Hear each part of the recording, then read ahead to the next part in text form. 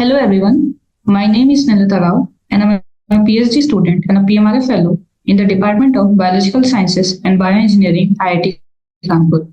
Today, we will continue with the next lecture of the chapter Biomolecules. So, till the last lecture, we have studied about the amino acids, proteins and enzymes that are all basically of a same class, that is protein. Now, and then we also studied very briefly about the carbohydrate, just the introduction part. So, in this lecture, we will study in detail about the carbohydrates. But before that, let's just have a quick revision about the carbohydrate that we saw in the last class. So, what we saw about carbohydrates are that these are the hydrates of carbon with the general formula of CN and this is the classical definition of carbohydrate. But because this thing or the general formula is not widely accepted, so the people give the modified definition based on the structure of the carbohydrate. And if we see at the structure of the carbohydrate, so this is the structure, this CHO, this is the first structure of the glucose, and then there is a structure of the fructose. And in this structure, people saw that it comprises of one functional group, that is either CHO or the aldehyde group, or the second is CO, that is a ketone group, right? So this is ketone group and this is aldehyde group. And apart from that, what other things are in the structure? OH, hydroxyl group. So based on this, people gave the definition of the carbohydrate as polyhydroxyaldehyde or polyhydroxyketone, right? Because it has multiple hydroxy group and it has either aldehyde group attached to it or the ketone group attached to it. And these carbohydrates are also known as staff of life because they are known as staff of life. Why? Because these are the most abundant biomolecule in the biosphere. Okay. Now, in this lecture, we will study about the structure of these carbohydrates and the classification. So, just in the previous slide, this structure, what we saw, these two structures, these structures are known as open chain structures, okay? Because it consists of this open chain or the linear chain. And the structure that I'm showing here, it is the structure of D-glucose. Okay, this is the structure of D-glucose. So what is D-glucose? It is a glucose that is of dextrorotatory nature. So when we are studying about the amino acids, we saw that all the naturally occurring amino acids are levorotatory, which means that they have the ability to rotate the plane polarized light towards the left direction. Similarly, most of the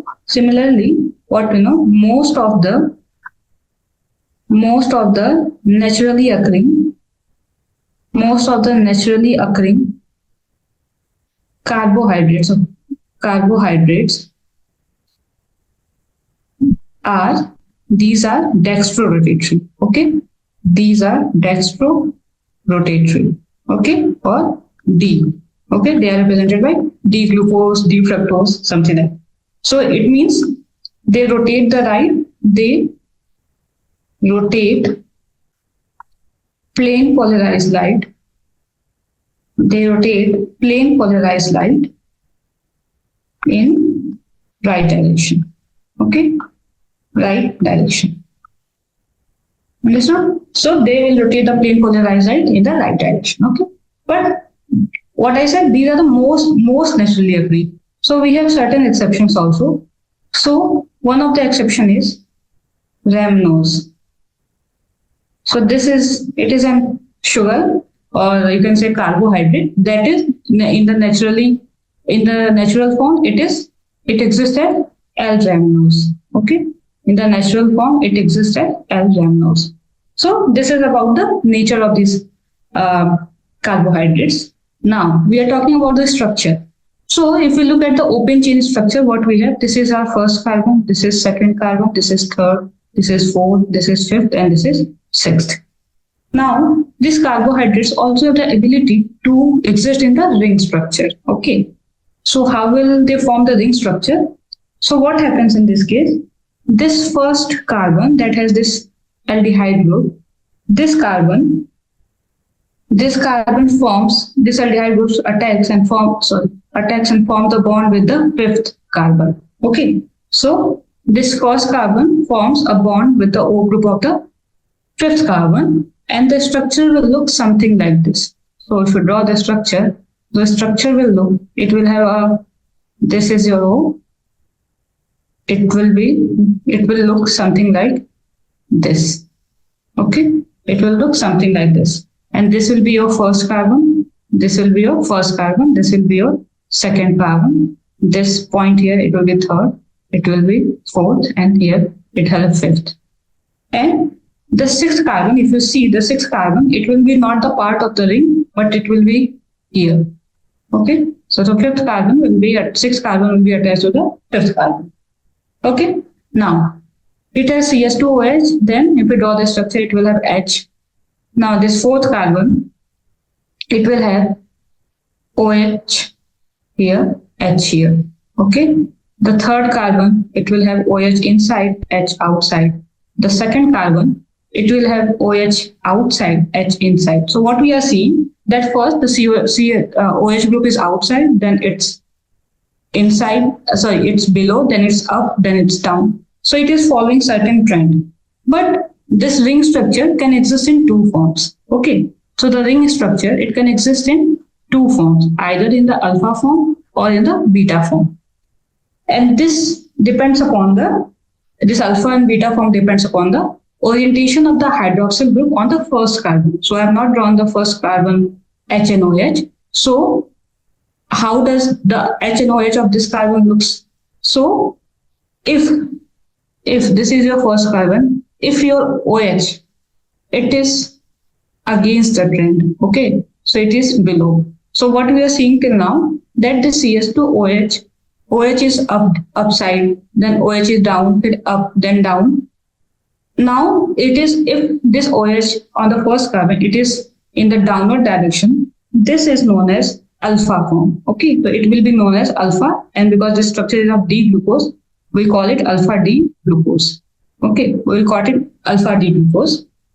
So what is different in alpha D-glucose? The OH on the first carbon, or you also call this first carbon as a carbonyl carbon. On this first carbon, the OH is downward. Okay, so we can remember this like alpha against the pattern. Okay, so against pattern. So the pattern is what? That there is alternate orientation of OH. First it is upward, then it's downward, again upward, downward. But on the first carbon, it should be upward, but it is against the pattern and it's downward. Then it will be called as alpha D-glucose. Okay. Now, what will happen in the beta case? So in the beta case, the entire structure will be same. It will have the entire structure is same. Your CS2OH, and the orientation of every carbon is same. OH is same. It is something like this. Now, but on the first carbon, its OH will be upward. Okay, so its OH will be upward, and this structure is known as beta D-glucose. This structure is known as beta D-glucose. So you can remember it B with pattern, right? Because it is following the pattern. You can see the OH group here is following the pattern. It's first upward, downward, up. Okay, so these are the two ring structures in which the glucose can exist. Okay, and the original structure, if we talk about this original ring structure of the glucose, that is not glucose. So this ring, this 5 carbon ring, if you see this, we have 1, 2, 3, 4, and 5. We have 5 carbon ring. So this 5 carbon ring is known as pyran. So these structures are derived from pyran ring. Pyran ring is 5 carbon ring. Okay.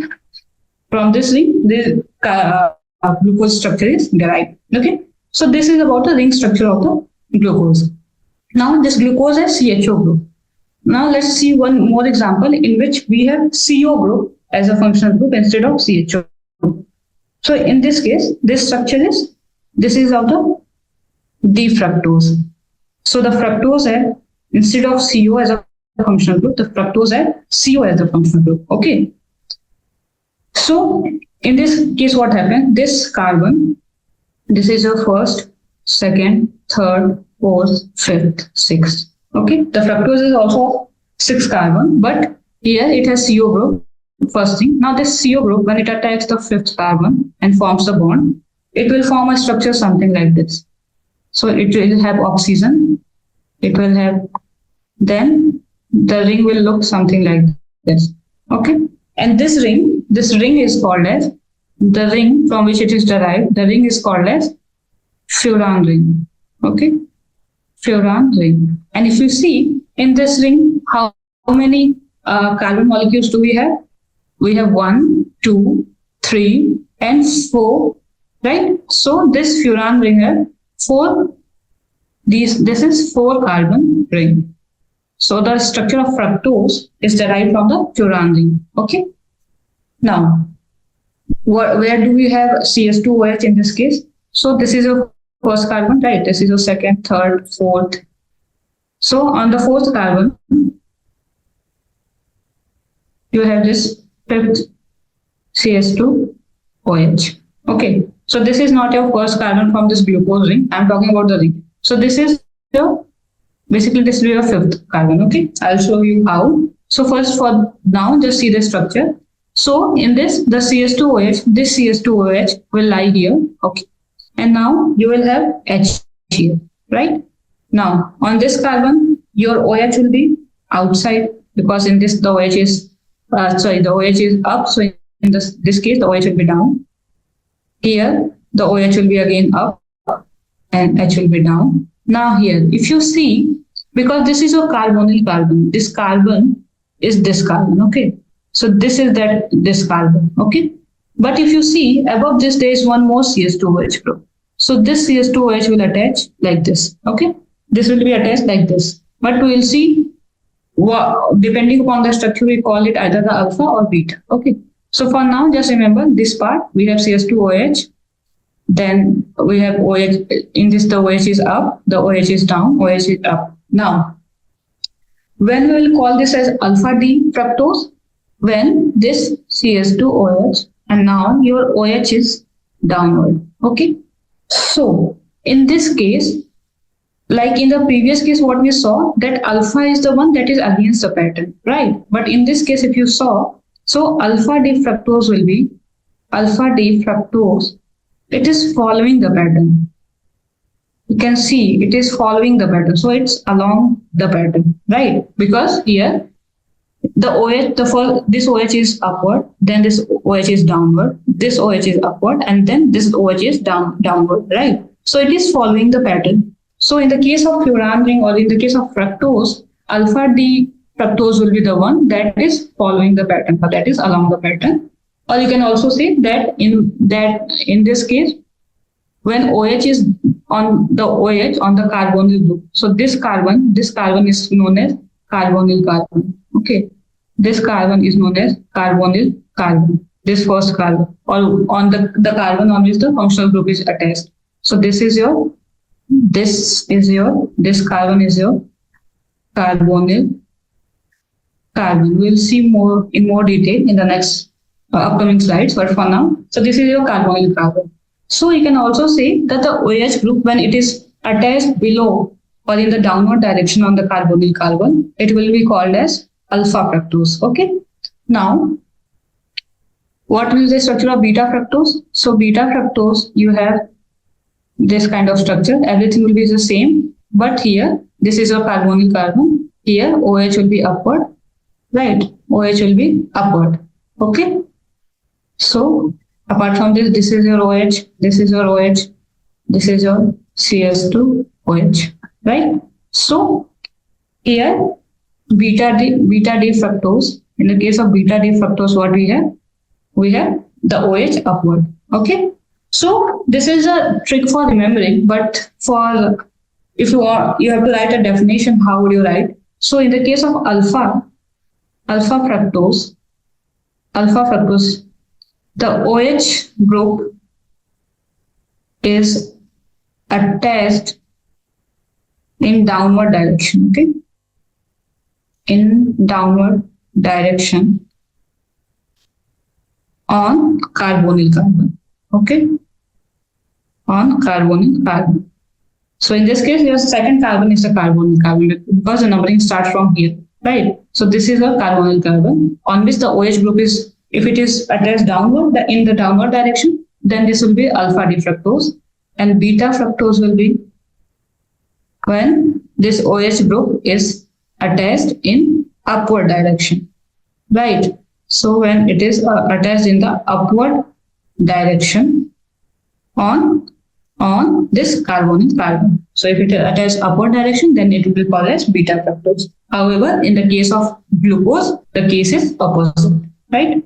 So these are the structures, ring structures of two most common carbohydrate or sugar molecule, that is glucose and fructose. And the point that has to be remembered is, first of all, the glucose has CHO group, and the ring structure of the glucose is derived from the pyram ring, right?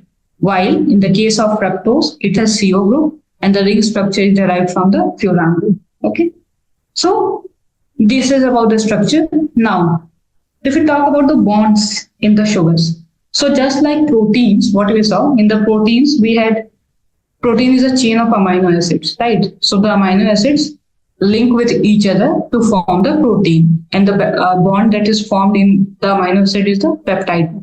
Similarly, these sugar moieties, they also link with each other to form a like long chain that we will see later.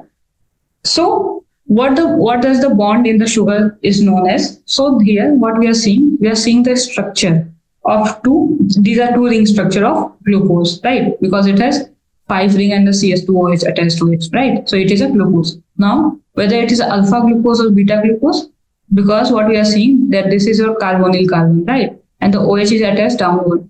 So it is against the pattern. So it is alpha glucose. So the structures here are alpha D glucose. The second structure is also alpha D glucose, right? It is also alpha D glucose. Now, if these two sugar moieties link together, what kind of bond formation takes place? So if these two link together, then OH of one and H of the second is released. Okay, so these it cause the release of water molecule. So H2O is released, and then the structure that will be formed is something like this. So the structure will be something like this. So this is your first, and this is your second, right? This is your second carbon. Okay, I'm not and this is your CS2OH. Okay, similarly this is your CS2OH. Now the bond formation will take place here between this, and this bond formation will be between this, because this OH and this H is released. What is remaining? This O. Only this O is remaining. So this O will form or link these two sugar moieties, and this bond is known as glycosidic bond. Okay, this is known as glycosidic bond. Okay, so glycosidic bond. What do we know about the glycosidic bond? So in the glycosidic bond, it is formed between two sugar molecules. Okay, first thing, it is formed between two sugar molecules. The second thing is it leads to the release of water. It leads to the release of water molecule, right?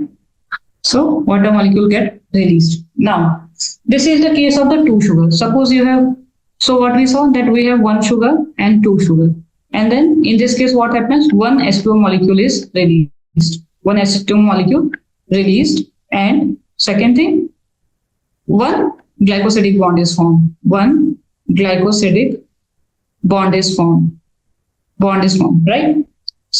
Suppose you have three sugar molecules. So 1, 2, 3. Now, how many water molecules and how many glycosidic bonds will be formed? So here we can see that there will be one bond between first and second, and then second bond between second and third. And with each bond formation, one water molecule is released. So how many water molecules will be released? If there are 3 molecules of sugar, 2, right? So here 2 water molecule released. And how many glycosidic bonds are here? 2. So there are 2 glycosidic bonds. So if we talk about a general formula, if someone asks, suppose you have n number of sugar molecules, then how many water molecules will be released and how many glycosidic bonds will be formed. So the general formula general formula will be n minus 1, right? For both. This is for both. Water molecule formed, water formed. This is for water formed and glycosidic bonds. Glycosidic bonds. Okay. So, and what is n here? N is where? N is number of sugars. N is number of sugar molecules. So this is the general formula. Suppose someone asks, if you have 10 number of sugar molecules and they are forming bond with each other, then there will be 9 glycosidic bonds formed and 9 water molecules will be released. Okay. So these are the bonds in sugar, and the bond is known as, am I writing here? The bond is known as glycosidic bond. Okay. Now, so we have seen now the general structure and the bonds that is present in the sugar. Now we'll move to the classifications. Classification of the carbohydrate. So just like amino acids, the classifications of sugars are also based on different criteria. So the first criteria is on the basis of sugar residues. Okay. So the first criteria for the classification of carbohydrate is on the basis of number of sugar residues. Okay. Number of sugar residues. Okay. So on the basis, there are two types of sugars. The first one is called as simple sugar. The second is called as complex sugar, or you can write carbohydrate, not sugar, because we will see the difference between sugar. Their carbohydrates are of different types as well. So you can write complex carbohydrate. Okay. So what are simple sugars? These are that contain one or two sugar moiety. So simple sugars are what? That contain one or two sugar molecules. Okay. One or two sugar molecules. Okay. Now, based on these numbers, it can be either, the sugars can be either monosaccharides. So they can be monosaccharides. Okay. Monosaccharides. Monosaccharide means they will have only one sugar moiety. One sugar. Okay. And the examples are glucose, which are glucose is just have one sugar molecule. Fructose. Okay. And galactose. Okay. So these are the examples of monosaccharides. Now we can also have disaccharides. Okay. Now what are disaccharides? It will have two sugars. So this structure will have two sugar molecules. Okay. Example of disaccharides are lactose. One of the example is lactose, maltose, and sucrose. Okay. So these are disaccharides. Now these are the part of simple sugars. Now if we talk about the complex carbohydrates, so there are also two types. Okay. There are also two types. The first one is oligosaccharides.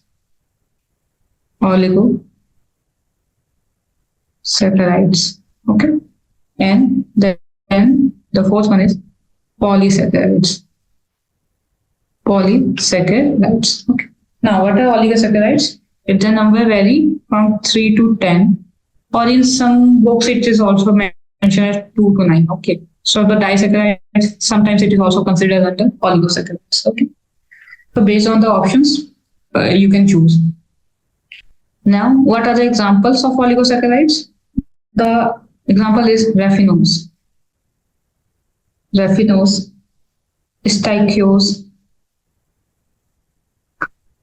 stachyose, and bulbose. Okay. And examples of polysaccharides. So what are polysaccharides? It will have greater than 10 sugars. Okay, greater than 10 sugars. And the examples of polysaccharides are starch, glycogen, and cellulose. So there are multiple other examples, but for now, these are the most common examples. Okay. So this is one type of classification that is based on the number of sugar residues. So if we talk, so there are mainly four types on the basis of number of sugar residues. If it has a one sugar molecule, it will be called as monosaccharide. It has two di, 3 to 10 or 2 to 9 oligosaccharides, and then if there are more than 10, it will be polysaccharide. Now we will see one by one about these classes. So the first class is monosaccharide. Now what is monosaccharides? These are, we just saw that contain single sugar moiety, right? It contains single sugar moiety, right? Okay. Now, so if we do hydrolysis, so what we were seeing in the previous this case, the glycosidic bond. So when the glycosidic bond is formed, the water molecule is released. But suppose if the glycosidic bond is already formed, okay, and then you have to break the bond, then you need the water molecule back. Okay, so the water molecule will go and attack there, and again it will break this glycosidic bond. Okay, so for breaking the glycosidic bond, first we should know that for breaking, so one point we can also write here in the glycosidic bond part. For breaking this glycosidic bond, water molecule is required. Water is required or used. Okay.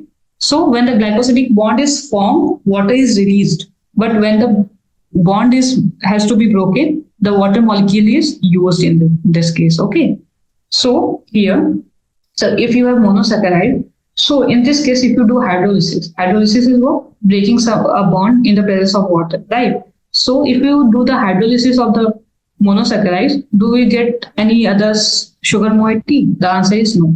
So in the case of monosaccharides, so upon hydrolysis, so if you hydrolyze monosaccharide, upon hydrolysis, no sugar moiety will be formed. Okay, no sugar moiety will be formed. Okay, so this is the simplest or the smallest unit. The monosaccharides are, you can also, the monosaccharides are, they are the smallest unit of sugar. Smallest unit of sugar. So if you will further break it, you will get carbon alone, a carbon molecule separately, oxygen molecule separately. Okay, you will not get any kind of sugar then. Okay, so this is the smallest molecule. Now, if you talk about the classification, now these monosaccharides, it is further classified on the basis of functional groups. Okay, so the classification of the monosaccharide is, so classification of the monosaccharide is on the basis of, the classification is on the basis of functional groups. Okay, so what functional groups? Because what functional groups are there in the structure? So we saw in the first slide itself that there are two types of functional groups that can be attached or that can be present in the sugar molecule. And what are those functional groups? The first functional group was CHO. But what is this? CHO is aldehyde group. Aldehyde group. So if a monosaccharide has aldehyde group in structure, this is known as aldose. The class will be known as aldose. Okay. And second, what we had? We had ketone, right? So we had ketone. So the second is ketone group. Second is ketone group. So if the monosaccharide has ketone group, then it is known as ketose. Okay. So monosaccharides are further divided into two types based on the functional group that is present. Okay.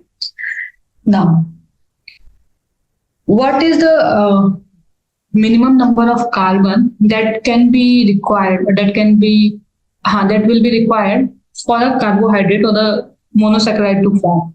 So if you think about it, If we have just one carbon, suppose we have one carbon, can we say it as it can act as a this carbohydrate? The answer is no, because here you cannot attach the CO2, and you also will not have OH. Because in the carbohydrate we need to have either one aldehyde group or ketone group and then multiple hydroxyl group. So a single carbon molecule is not sufficient to form a carbohydrate, right? Secondly, so the one carbon, so we cannot form a carbohydrate from a one carbon. Now, suppose you have two carbon. With the two carbon, you can attach the CHO group on the two carbon, but you cannot attach the CO group, right? Because if you go through your chemistry lectures, in order for the ketone group or CO group to be attached, the minimum number of carbon that are required is 3. Okay. So with two carbon also, you cannot form a carbohydrate. So the correct answer is 3 carbons. Okay. So the question is minimum number of carbons required to form carbohydrate. Okay, to form carbohydrate. So we saw the one carbon and two carbon are not sufficient to form carbohydrate, but the minimum number of carbons will be, the minimum number that is required is 3. Okay, so minimum, the answer will be 3 carbons, right? 3 carbons. So these are the minimum number of carbon that is required to form a carbohydrate. And what is the maximum number of carbon? Maximum number is, so the maximum that has been observed in a monosaccharide is, maximum number is 7. Okay. So if someone talks about the range of carbon number for the formation of monosaccharide, the range is 3 to 7. Okay. Now, the second thing is how many OH group will be there in a monosaccharide. So the number of OH groups. So if you go back to the structure and see, so what we can see, that out of the 6 carbons, the one carbon is involved in the or is attached to a functional group, that is either ketone or the aldehyde. But apart from this, the 5 are attached to the OH, right? Here the 5 are attached to the OH, right? So if someone asks that what are the minimum number of OH group that what are the number of OH group that is attached in a monosaccharide if it has n number of carbons, then your answer will be n minus 1. Okay, because one of the carbon molecule is involved in forming the bond with the aldehyde or the ketone group, while rest of the carbon molecules can form the bond with the hydroxyl group, right? So here, what is n? N is where? N is what? Number of carbons. N is number of carbons in monosaccharide structure. In monosaccharide structure. Okay. So these are number of carbons. If I show you by example, so example is of glucose. So general formula of glucose is 6C6H12O6. So in this case, if you go, you can check back into the structure. So you will have number of OH group, because it has 6 carbons. So the number of OH group will be 6 minus 1, that's 5. Okay. So this is about the monosaccharides. Now, also one more important thing, that in the case of monosaccharide, there is no glycosidic bond, right? Because it has only single sugar moiety and no hydrolysis will occur. Check, because it has only one sugar moiety, so there will be no glycosidic bond formation and hence no hydrolysis will occur. Now, okay, so I was talking about the classification of the monosaccharides based on the functional group. Now, along with the functional group, the number of carbon will also vary. Okay, so now we will see in the case of monosaccharide itself that this classification is based on based on the number of carbon molecules. Based on the number of carbon molecules. Okay. So the first column is types. So types means trios. So I'll just write types. So we have trios, tetros, pentos, hexos, and heptos. Because what I said that the range of the carbon number that can be present in the monosaccharide is from 3 to 7. Okay. So if it is trios, it will have 3 number of carbons. If it is tetros, it will have 4. If it is pentos, it will have 5. If hexos, 6. And if heptos, it will have 7 number of carbon molecules. Now, what we saw that it can be either, these carbohydrate can be either aldose or ketose. If it has aldehyde group, it will be aldose, and if it has ketone group, it will be ketose. So if it is aldose, what will be the name of that carbohydrate? The name will be, if it is aldose and of 3 carbon, the name will be glyceraldehyde. Glyceraldehyde. Okay, it has aldehyde in its name itself. Okay, so if it is 3 and it is aldose, that is, if aldehyde group is attached, it will be called as glyceraldehyde. Now, what is if it is 3 in number, if the carbon number is 3 and it has ketone group attached to it, it is known as dihydroxyacetone. The structure is known as dihydroxyacetone. Okay, and what will be the general formula? So the general formula of the sugar is CnH2 the N, right? So in this case, the general formula will form C3H2 because it has 3 carbon molecules. Okay. Now the next one is tetros. So the name of tetros, if it is aldose, is erythros. It is erythros. Okay. And if it is ketose, then it will be erythrulose. Okay, it will be erythrulose. Okay, and the general formula C4H2O. Right. Now the next is pentose. So what will have pentose? So in the case of aldose, we have 2 types of pentose: ribose and xylulose. Okay, but in the case of ketose, what we have? Sorry, ribose and xylose. Okay, not xylulose. So ribose and if it is pentose, it means it has 5 carbon, and if it is aldose in nature or aldehyde group is attached to it, it will be ribose and xylose. And if it is ketone, it will be ribulose and xylulose. Okay, and the general formula you can write down for yourself. So C5H2 5. Now, if it is hexose, so we have seen the example in the previous slides. So if it is aldose, it is glucose, right? Glucose. We saw that glucose, it is 6 carbon and it has aldehyde group. So it is glucose. Apart from glucose, we have some other examples, that is galactose. Then we have one more example, that is mannose. We have mannose as well. Okay. But okay, if it is ketose and have 6 carbon, then it will be fructose. Okay. And the general formula is C6H2O6. Okay. Now the next is heptose. So if it is heptose, then it will be glucoheptose. The structure is known as glucoheptose, and in the case of ketose, it is known as pseudoheptulose. Pseudoheptulose, and the formula is CnH2O7. Okay, so this is the classification of the carbohydrate based on the number of carbon molecules and functional group, and you can also add functional group. Okay, because either it has ketone group or aldehyde group. Based on this is the classification.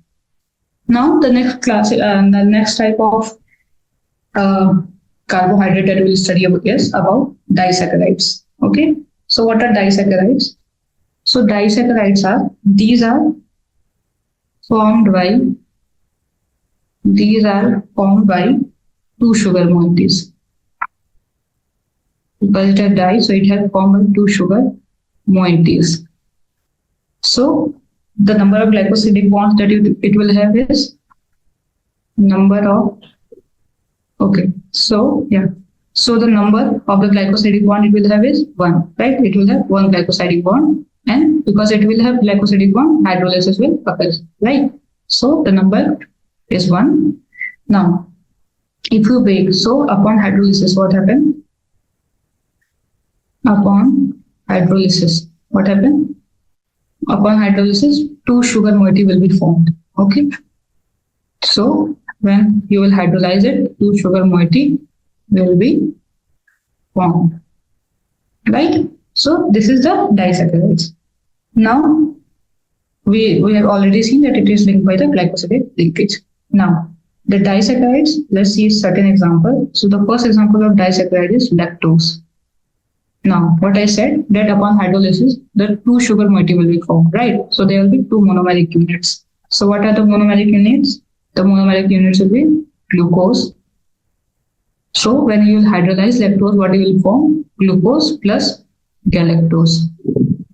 So these are the two sugar moiety that will be formed. Now, where do we see lactose? So lactose we have, this is present in the milk. This is present in the milk. Okay. So this is one type. The second type is of disaccharide is maltose. The second example is maltose. Now what do we have in maltose? So maltose, it comprises of glucose plus glucose. So in this case, two glucose molecules, they together form the maltose. And this is present in the malt. This is present in the malt. Now the third type is isomaltose. Okay, the third type is isomaltose. Now, this isomaltose also, because as the name suggests, it is an isomer of maltose, right? So the isomaltose, it will have glucose. Again, it will have glucose plus glucose. Okay, and then the next is sucrose. The next is sucrose. So the sucrose have glucose. When you will hydrolyze sucrose, you will get glucose plus fructose. Okay, we'll get glucose plus fructose, and this sucrose is present in sugarcane. It is present in sugarcane. Okay, so these are some of the disaccharides example and their monomeric units. So this is about the disaccharide. Now the next thing that we'll see is about the oligosaccharides. So what are oligosaccharides? So we saw that oligosaccharides, they consist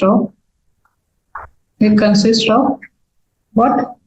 Three, either 2 to 9 based on the option 2 to 9, or in some paper it is also mentioned 3 to 10. So 2 to 9 or 3 to 10 sugar moieties. Okay, sugar moieties. Okay.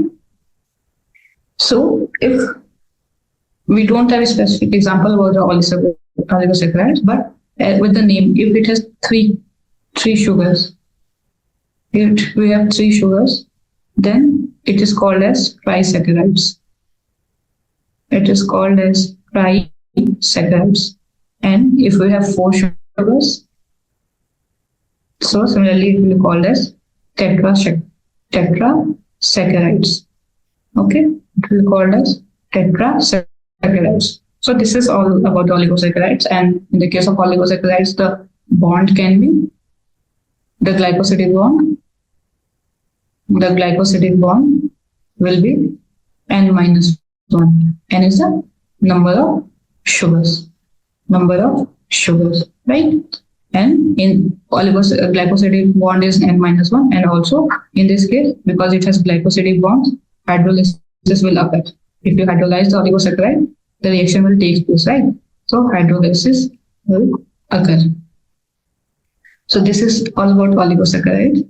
Now the next is polysaccharide. So polysaccharide, it consists of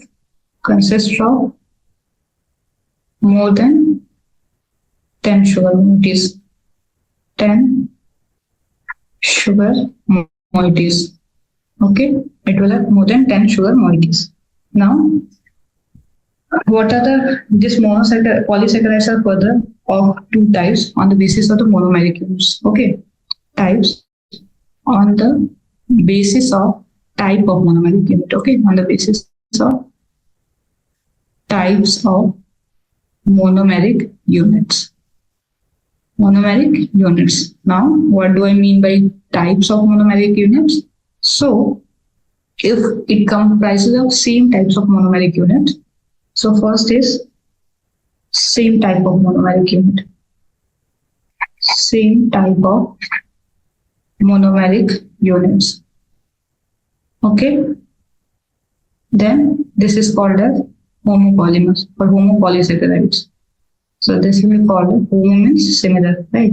So it will be called as homopolysaccharides. Okay. And if it has different types of monomeric unit, if it has different types of monomeric units, then this is known as heteropolysaccharides. Heteropolysaccharides. Okay. Now, what are the examples of homopolysaccharides? So the examples of homopolysaccharides are, the first is starch. Starch, or we have glycogen. Then we have cellulose. So these are all made up of same type of monomeric units. Then we have inulin, we have chitin. Okay, so these are the homopolysaccharides. Among these, if you look at the starch, glycogen, and cellulose, these are storage polysaccharides. So they have role in storage. Okay, so the polysaccharides, they can have both roles. The one role is storage, and the second role is structure. So they can either use for the storage or they have role in providing structural support. Okay. So the starch, glycogen, and cellulose, they have role in the storage, and the inulin and chitin, they are for the structural support. They provide structural support. Okay. Now, this chitin. So the inulin is made up of it is made up of fructose. It is made up of fructose, while the chitin, it is made up of NAG. So we have studied about the NAG when we are studying about the cell and we are studying about the bacterial cell wall, if you remember. So the NAG is what? This is N-acetyl.